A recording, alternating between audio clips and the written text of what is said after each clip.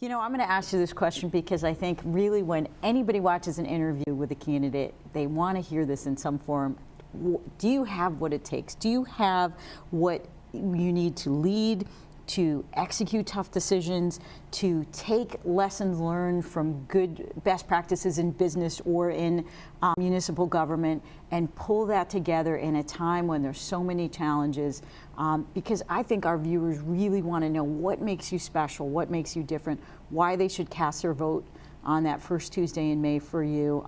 You know, tell us a little bit about that. It's a good question. Oftentimes you get a lot of people involved in a lot of activities, but not a lot of people want to step forward and actually lead them. In almost every group that I've been involved in, it started out as a minor role and escalated to something else. In the case of a patent playground, standing by the side, next thing I know is working with another person. The two of us basically designed and orchestrated what needed to be done. Youth soccer, trying to do my own thing, and the next thing I know I get involved and then you're leading it. With the work that I've done in the schools, starting out as just a participant in the Floral Street school, and the next thing I know being nominated and elected to the position of chairman for 3 other schools, and now a 4th with the greening project at Spring Street. The Chamber of Commerce, same kind of thing. From deciding to participate in that and spending a lot of time on the board for the past 5 years, to them electing me as Business Leader of the Year in 2010. It seems as if every time through I tend to gravitate to that leadership position. And leaving that as itself, it doesn't say much. There's a lot of good leaders out there, but it's because you've been able to make critical decisions at the right times, bringing people together, not exercising my will, but using a form of consensus building to do that, even though at times you know that consensus isn't the only solution. Sometimes you have to demand what you need to, including all the things I've done at Gens. I'm leading a lot of very diverse organizations, some for which my background wasn't well suited, but you learned about what they were. I think there's a lot of that in the Board of Selectmen. There's no way of knowing what every issue that's going to come forward is going to be, but what is your approach? How are you going to tackle it? What's the process you're going to use? I've learned to become more process-oriented as I've become older. That's something that I'm not so sure is instinctive in people. You actually have to develop a skill for developing a process, for analyzing, not putting too much judgment beforehand, and then coming to the conclusion you want after you've looked at all the facts, not beforehand. So I think that gives you a feel for why I think I'm the right candidate. It just seems as if in every position I've been in, I've gravitated to leadership positions, and I would certainly love to do that for the town. Let's touch upon that consensus building, because you've been parts of teams that are multicultural, completely diverse in terms of background and industry knowledge. Shrewsbury is a town of many, many different types of people. You have a new generation of people that are here less than 5 years. You've got people whose grandparents were born here and great-grandparents. You've got people who want different things for the town and want a different direction. That will be an interesting challenge. How do you make every resident of Shrewsbury your constituent? Well, I'm not so sure how you make every resident your constituent, but I think my campaign kickoff event was a tremendously eye-opening experience. I had people from kind of all walks and opinions, from far right to left, that were supporting me. And I'm not so sure that I've seen any other candidate get that much support from people who are both incredibly conservative to very liberal, and who feel I am an answer to the kinds of questions and issues facing the town today. I think that's interesting that somehow I have the ability to pull in a vast majority of the folks. I think it's partly because there's a certain amount of honesty and integrity and skill and respecting of the things I have done.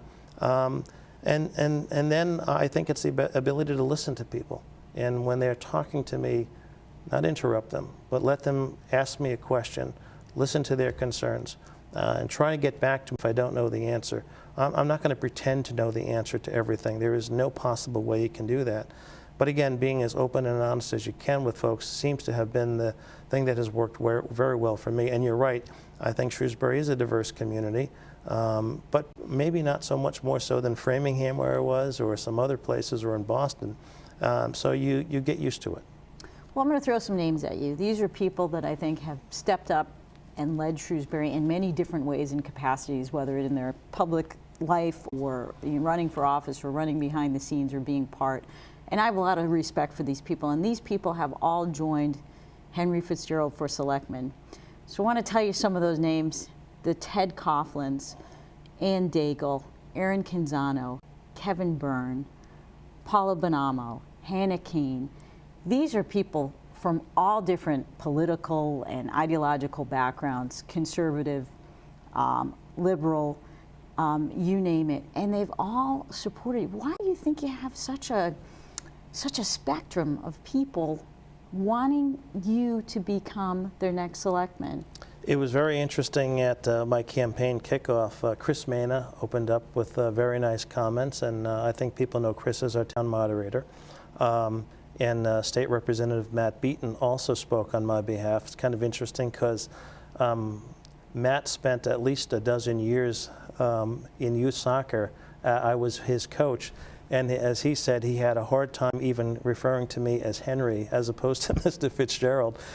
So I get a little bit, but in the same audience were Kevin Byrne and others representing different opinions on how we ought to go about doing things. I think there's just a certain appeal there, Chris. I don't know if I can actually put my finger on any one thing that says the appeal is there, but I think it has to do with demonstrated success. They realize that in the course of my professional career, my public career, and miscellaneous things that are on the edges of those, that I've been able to deliver. And people have respected that, regardless of the constituency of the people involved. And the fact that you had both people running for state rep, obviously on different sides of the political spectrum, supporting you is just, I think that speaks to the fact that it's about you, and they know each issue you will look at independently and not vote one way or another. So if any of our viewers think, well, he's the liberal guy or the conservative guy, I think we need to caution them that you spend money at the right times, and sometimes you take a pass. You move through issues based on the facts. And I think, to sort of loop around, if you can communicate to our audience how you're going to do that when something comes on the docket that we either need to take a pass on, get an alternate plan, or perhaps move forward with. Well, I put out a position paper just the other day, so I can clarify the way I see the world according to Henry. And with regard to the things that are going on in Shrewsbury, I said I have 3 priorities. I want to make sure we have a good educational system to educate our kids well. I want to make sure that we are safe, that our police and fire departments are to where they should be, and that we maintain our infrastructure. And then, quite frankly, everything else we'll have to discuss. And with those as priorities, you're going to make sure you always stay true to them. It may mean from time to time some very popular things I won't support. If there's anything that people should know about me, I'm probably a tad more conservative than they realize. At the same token, they misunderstand me because I support things like long-term capital projects. I've always supported things that I think have been in the best long-term interest of this town.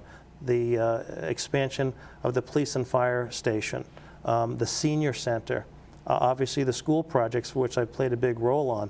Why? Because those are things that are going to be there 25, 50, 75 years. And the number of people who are going to get enjoyment, who are going to get utilization, and make an impact on their lives is significant.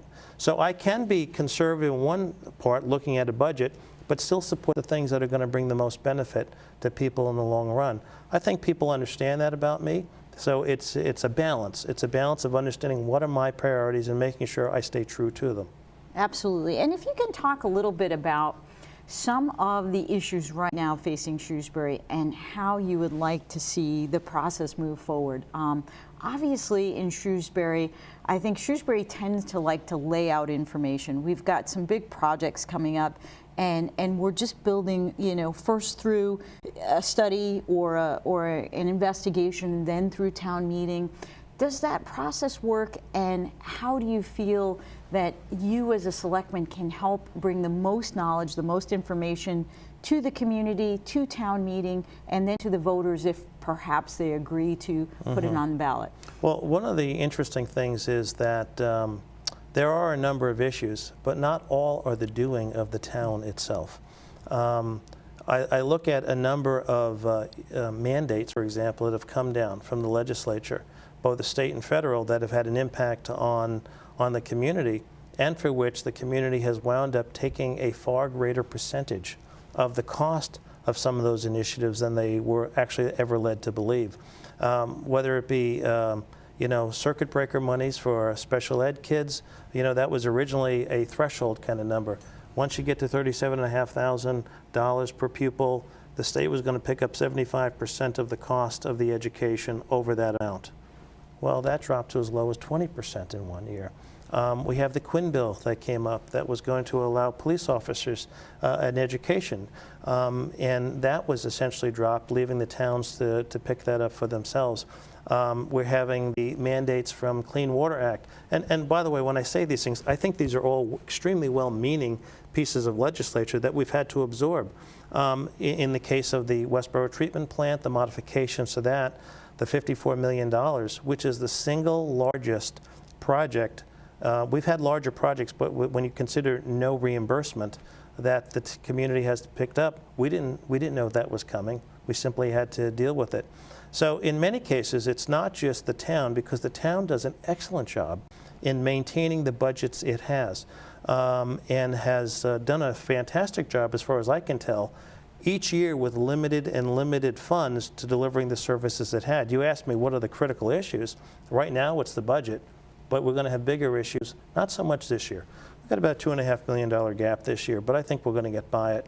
By the time town meeting comes along, we'll find out where that money is going to come from. Hopefully we'll get back the 4 firefighters that are out of the budget now and bridge the gap in the school budget. It's in years out, though, that those are going to become even more pronounced, and that's going to be even more and more challenging.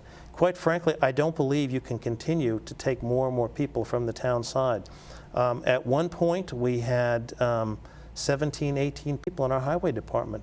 That's a department now that's down to 8 people, and still trying to get and all the roads things. And more sidewalks. Roads, and everything is growing. The capital budget that we have in Superintendent of Public Buildings, Bob Cox, is $99,000.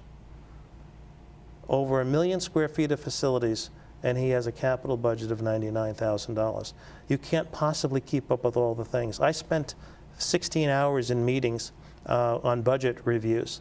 I happened to sit as an observer in those Saturday meetings, and what I realized is there's no easy answers. Everywhere along the line, we've been shortchanging certain parts of our budget to make it work. But I think that is about to end. The easy solutions are gone. From this point on, everything's going to have to be looked at in incredibly fine detail.